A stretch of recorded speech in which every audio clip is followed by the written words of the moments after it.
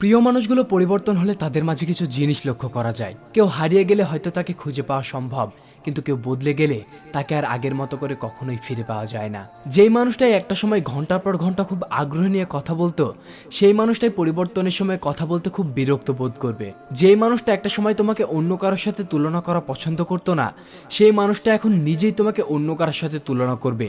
তাতে যদি তোমার খারাপও লাগে, তবুও তার কিচ্ছু যায় আসে না। প্রয়োজনের চাইতে বেশি ব্যস্ততা দেখাবে সে। তোমার মন খারাপে আর তার মুখ ভারী হবে না, ঘন ঘন তোমাকে ফোন করবে না। যতটুকু কথা বলবে ঠিক ততটুকু জুড়েই থাকবে অবহেলা।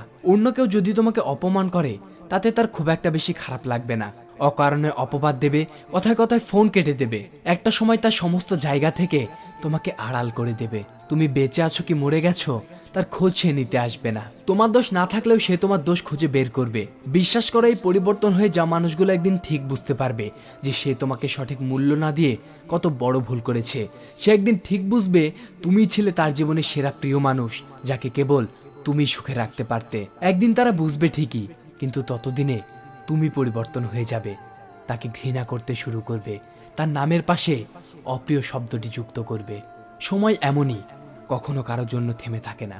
থাকলে কাছে কে আর বোঝে, হারিয়ে গেলে সবাই খোঁজে।